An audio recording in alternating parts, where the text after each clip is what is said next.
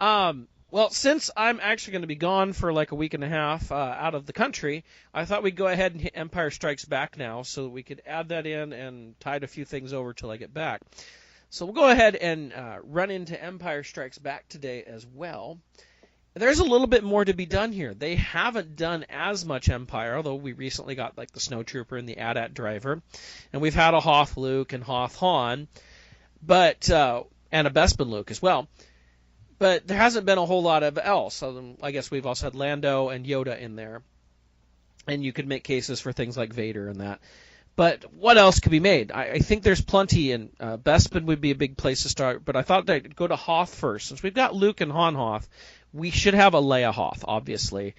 And this, you take the vest off, you've got a Bespin Escape Leia too, or if you want to swap heads out, if there's a Bespin Leia, talk about that a little bit later. But the Hoth Leia should be done. That Hoth Leia they did on the vintage card for the 3 3/4 inch was amazing. I loved that figure. The head sculpt was amazingly done for that, and I know they reused the body later on for Torn Far as well. But that was such a good figure. I don't know if they could just blow that up to a 6-inch figure, it should be great, right? Oh, that would be really cool.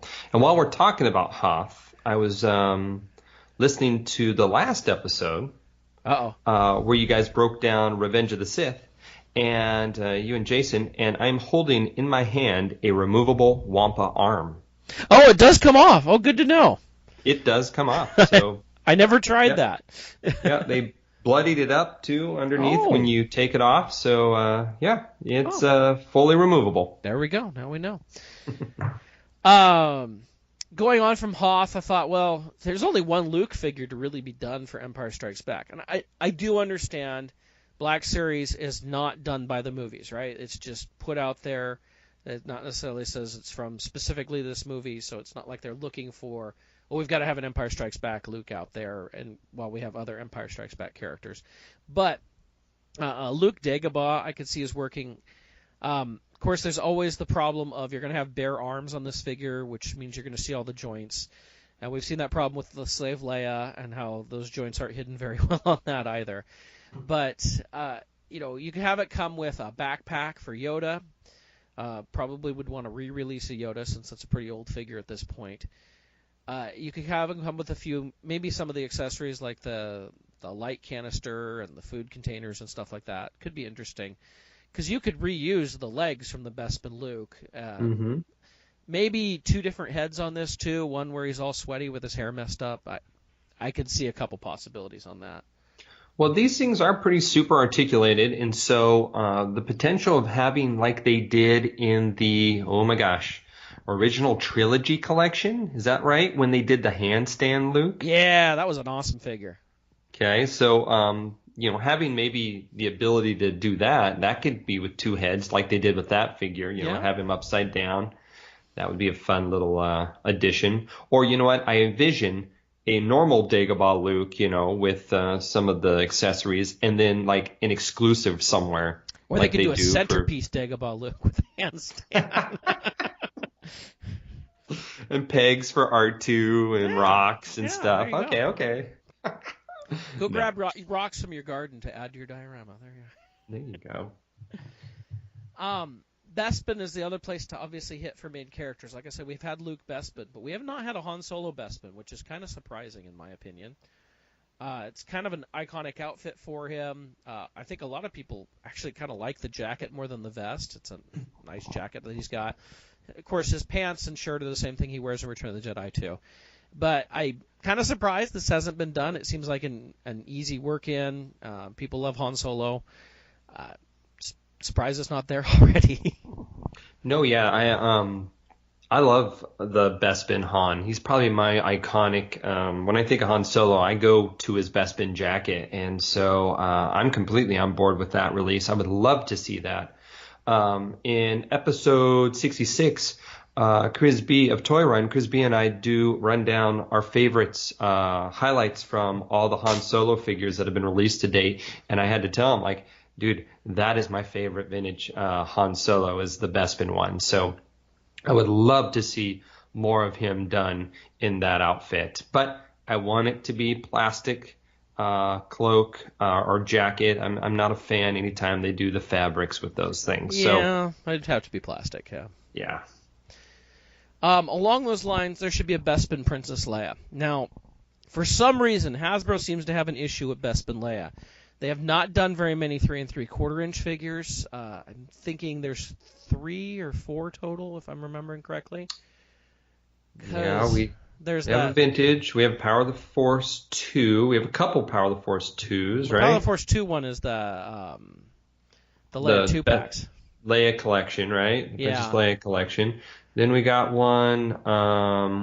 There was an OTC one, There's an OTC one. and then there And was a more recent one, wasn't there? yes, Yeah. there is one from. Oh, that's the original trilogy. Sorry, I was just. They repainted here it, is. yeah. But there was one more. Well, one had a cloth, and one had the vintage collection. Yeah. Did the cloth clothes. Yes, there we go. Yep.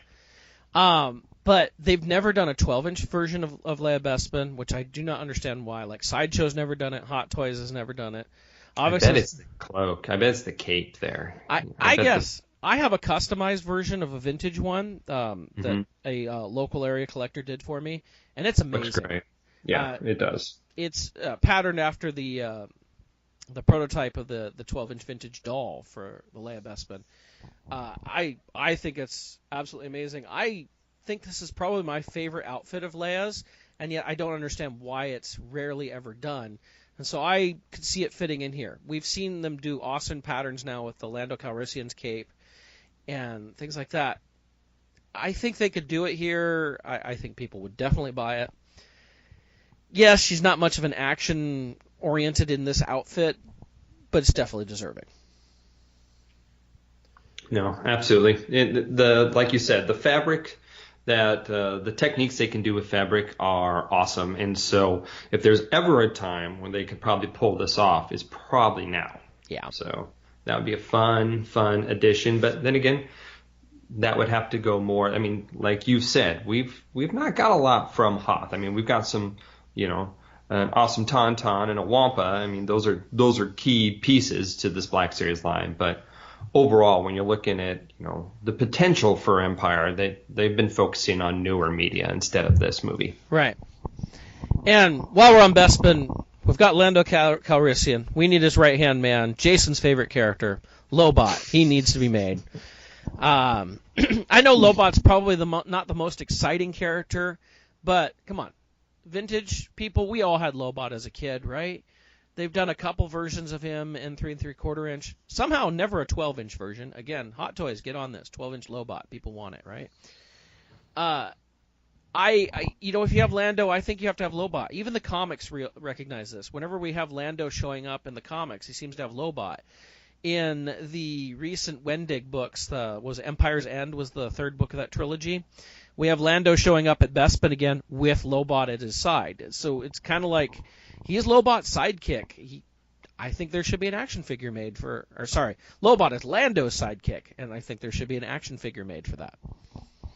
I think the only way you could potentially get whoa, my L's are all mixed up. Get a Lobot figure is if he does show up in the Han Solo film with a Lando Calrissian. Otherwise, I think he kind of falls into the same category. Kids walking down, here's a bald guy who doesn't do anything in the film character. And it's like, I think I'm going to let that one peg warm for a bit. Maybe. He's got that cool thing on his head, though, Well, there was that one figure where it was removable. You remember that? Yeah. It actually, there was a big, divot. It took up half of his head inside. That was weird. Also in Bespin, of course, we have Ugnaughts, and I don't know if they want to do a 2-pack. Obviously, they did the Jawa recently, and it was just a single-packed figure. So I would suspect with an Ugnaught, we'd have just a single pack. Although there's a lot of different faces on these and different outfits. Do you have a smock? Do you not have a smock? Suitcase? All those sorts of things. But the Ugnaughts are all over Bespin. We see them with 3PO's busted up parts. We see them working the freezing chamber. We see them just walking around in Bespin. I think an Ugnaught is a figure definitely needed. Yeah, I had Ugnaught on my list as well, and I put next to it pack-in question mark because it is kind of a hard pill to swallow to think that you're getting a tiny Jawa for $20, Yeah. 20 plus dollars depending on where you are buying these figures, right? And so, to me, it would be, I would like to see maybe a deluxe line get more use in the Black Series line, put a figure in with a pack in, kind of like they're doing with the new Forces of Destiny Yeah. No. Adventures figures. So, yeah. I mean, if you do that, I mean, does an Ugnaught or a Jawa, or when we get to Return of the Jedi stuff, Ewoks, do they need full articulation? Does every joint need to be able to move? Do they have to have jointed knees? I mean, I know that's where the cost of these figures comes from anymore. It's not even the sculpting or the plastic. It's the manufacturing of the joints and all the different pieces for that. And, I mean, do you have to have articulated knees and ankles on an Ugnaught? Really? Yeah, I mean, If you got two different ones and they were most of the same body with a couple of different pieces in there, but they had no articulation in the knees and ankles, would you rather have that or a fully articulated Ugnaught that can, do the Olympics or something? The next two, I'm going to put these two together. These are probably near and dear to your heart there, Jake, but Forlom and Zuckuss. hey, there you go. I'll second that vote. Whether you see it as which one is the robot and which one is the alien, whether you want the vintage names, the modern names. There's even been something recently that one of them was actually supposed to be Dengar, and what we know as Dengar was supposed to be Zuckuss. I don't know. Yeah. These They names, have a long, convoluted history of, yeah. but we've gotten a few of the bounty hunters at this point. We've gotten Boba Fett, Bosk, and IG-88. We should round out the crew. There should be Forlom, Zuckuss, and of course Dengar. And Forlom, I could use a couple pieces at least from the 3PO we've already gotten. I know it's not full on a 3PO style protocol droid, but you could probably reuse a couple pieces on that. Zuckuss would probably need a whole new sculpt on that as well as Dengar, but Oh, yeah. you need to round out the bounty hunters. These need to be done. Yeah, once you start down the bounty hunter road, you just have to kind of round it out. I mean, so many people, love the display of having all of them lined up like they were on was the Executor? Yep. Yep. And so, you got to complete that. You've done half the line so far. Yeah, you got to round it out. And Dengar seems to always be the last. Yeah. It's kind of like, yeah, they start with Boba, they go to Bosk, they go to IG-88, then Forlom and Zuckuss are usually a pair, and then Dengar is like an afterthought. But but they really should. These guys deserve their 6-inch moment in the spotlight. I have the sideshow, Boba Fett, Bosk, and IG-88, and I'd always planned on finishing off the bounty hunters.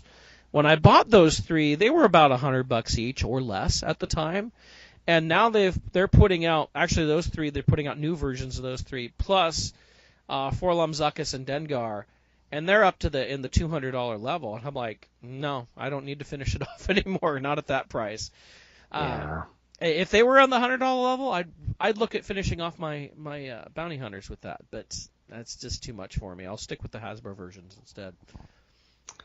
Yeah, those the prices have gone up on those sideshows, on those giant mini busts. Yeah. If you started collecting at the beginning of the line, and where you're at now, it's pretty astronomical. Yeah. I mean, we complain that, our figures are probably going to be $10 to $12, again, when the vintage line kicks off next spring in the 3 3/4 line. And we're like, well, what happened? We're from 5, now we're to 10. But, I mean, essentially that's doubled, but it's much harder to deal with when you started at 100 and they double and now you're at 200. Well, I mean, not even that. I go back to when I started collecting Sideshow, I bought that Bespin Han Solo, and it was $50.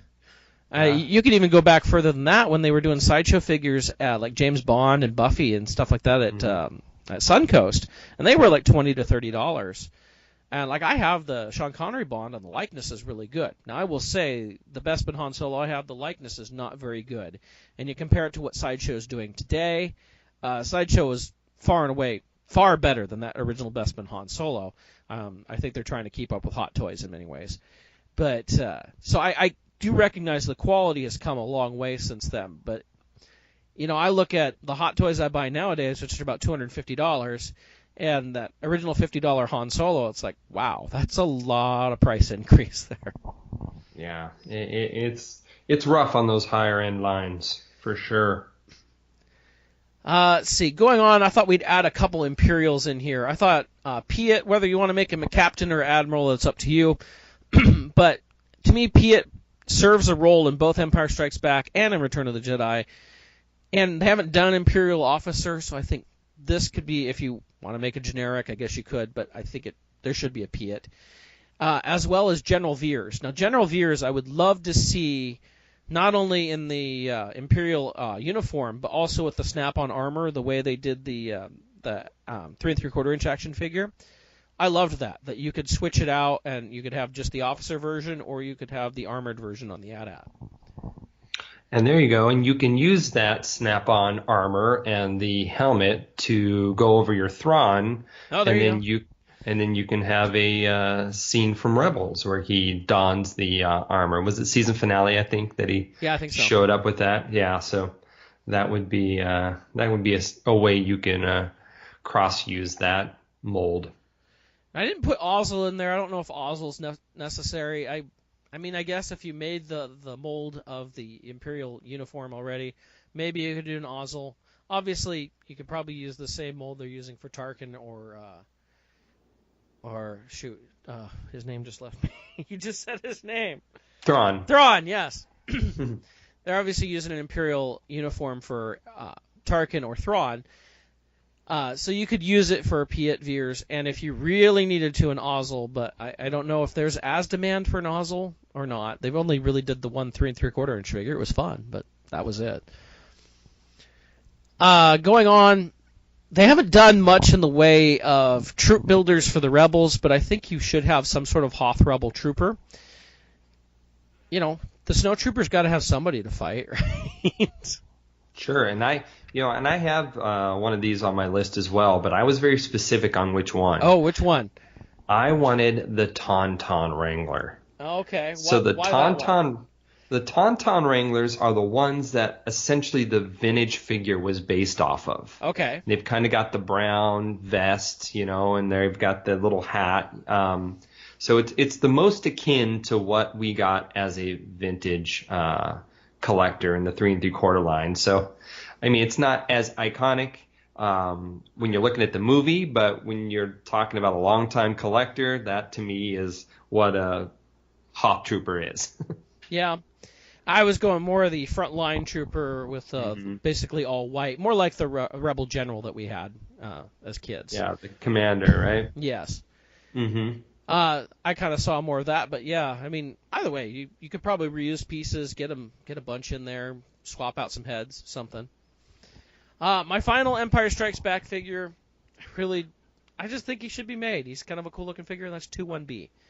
We haven't had a whole lot of 2-1B. We had our vintage figure. I think we only had one Power of the Force 2 figure, if you don't count Revenge of the Sith stuff. And I'm kind of surprised that's it. He's a unique-looking figure. I liked playing with 2-1B as a kid. I don't know, but I'm just surprised that there's that little, and I could see 2-1B. Now, if they wanted to go as far as do a deluxe set with 2-1B and a back-to-tank with Luke, that would be kind of fun, but whatever. I just 2-1B alone would be fine. Well, that's actually on my list, 2-1B, but you had him being a deluxe set with the back-to-tank. I actually had him being a 2-pack, and I thought 2-1B because, he lacks in articulation, even in real life. I mean, it looks like he walks on stilts. It doesn't even look like he has knee articulation. I don't think they've even made a figure that has knee articulation. It asks the question, how does he walk around? Does he walk around straight-legged? Well, the prop just rolled around. It was just on a platform. Yeah, and it was Kenner that actually had to design the legs, and I think Hasbro molded it a little differently after that. So they kind of defined what he looked like, but no one thought about, movability when it comes to actually how would this droid walk. But I would put 2-1B in with FX7 because I think FX7 is such a cool killer droid, but it's not cool enough to have as a standalone figure, right? It is essentially a prop piece. It doesn't warrant, in my opinion, a $20 hanging on the shelves figure, but it is a cool environmental piece, and therefore I thought having 2-1B and FX7 come together as a 2-pack would be a great display builder for those who like to build dioramas or put them on shelves. Yeah. So that would definitely be my my look at how to treat a 2-1B figure. You've listed, a lot of them that I had on my list as well. Everything from the bounty hunters to the Bespin versions of the characters, the Hoth Leia, all were on my list. Now I did here is where I did have one that I think would be a really cool figure because I really like snowspeeder outfits, right? And it's slightly different from the X-Wing uniforms. Yeah. But I would put Wedge in his snowspeeder. Excuse me. Wedge in his snowspeeder outfit, I think, would be a really cool figure. I can see that. And that could be then kit bash later on to have a Luke if they wanted, as an exclusive. I would assume since they don't like to put out too many of those kit bashes on single card. Save that maybe for something exclusive. Ugnaught we talked about. I think the only other one I have on my list I think would be killer, and it would have to be done in the deluxe line, would be a Probot. Oh, interesting. Yeah, I didn't think of that. Really detailed Probot because, they can make them really, really cool these days, especially with the higher end levels of detail that they can give, the 6-inch series. I'm thinking like having a base kind of like the Kmart exclusives, where they kind of have a base that could plug into or hover above with a clear rod of some sort. And so that would be kind of what I would round out in Empire. If you want to have a definitive look at what figures should be made, I think it would be, again, a cool display piece that you can put in a Hoth Dio is to have that Probot there. Yeah, that would be awesome. I didn't even think of that. But yeah, they haven't done much of that deluxe series recently since they did the Wampa, Tauntaun, Jabba, and Speeder Bike. But I could see a Probot fitting in with something like that. Yeah, I think it would be a fun addition. I mean, because they've liked to use the deluxe line for kind of like the Hoth set. So one more, I think they could really make us happy with that. Yeah.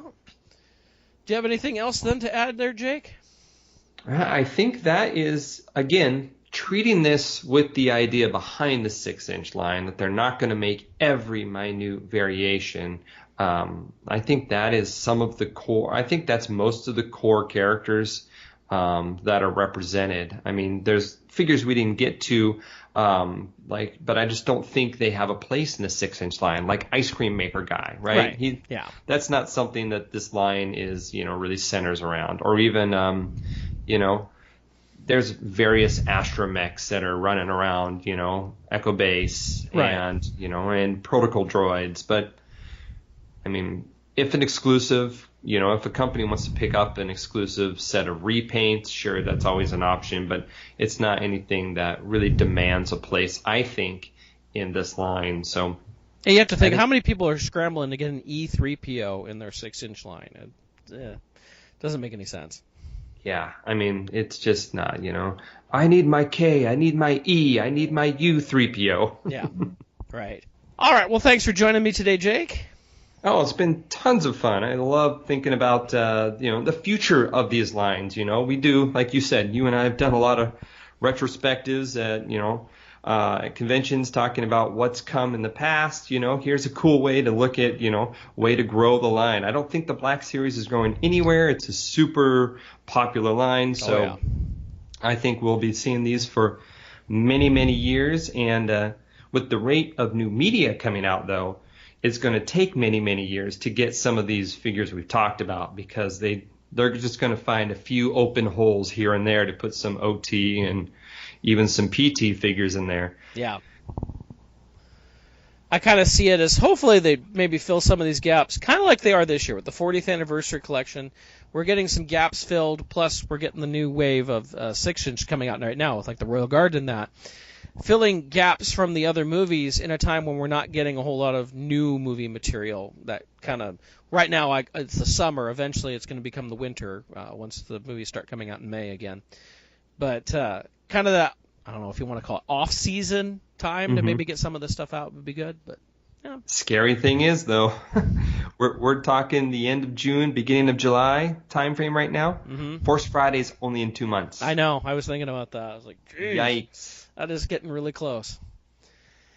All right. Well, Jake, I know people can hear you on Toy Run, and, when we get around to a Galaxy of Toys episode. But where could people contact you if, say, they wanted to? Yeah, absolutely. Well, you can always visit me at fromforlamtozuckus.com. You can reach out to me through the social pages connected to that. If you want to get involved in the Toy Run show, we've just started our own group on Facebook, so you can add to there. That's probably one of the easiest ways to get direct line with me or Crisby. You can always email me at forlamkiss@gmail, which is on the website from forlamtozuckus.com. And so social is a good place, or direct email, or well, I'm not going to give my phone number out, but, That's good. Really? That's enough. Yeah. All right. Well, thanks a lot, Jake. I always look forward to listening to Toy Run on Friday, so you guys have been doing an awesome job on that show. I look forward to hearing more from you guys. All right. Well, you have a good time on your travels, and I know you're going to make it to San Diego at some point as well, so I'm looking forward to seeing your photos. And are you going to attend the Hasbro panel? Yes, I am planning on being there. Okay, well, I'm looking forward to that audio then as well.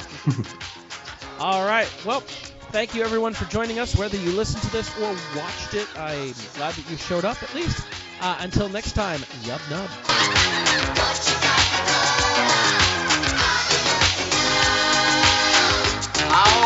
ゲリタとともおーちゃんおちゃんとかなのでなるほどチェラトゥタトゥチナバアダバディコボトゥワカフのフルムナスカハンソロトゥアバレイヌイチャクゴビトゥエパクウェオビワンケノビコジャスバディクチンミアドバキバハバウェスジェスキバハバヨドナブダブムラキワキラクゼダキマキラビニダブダブダークベイダ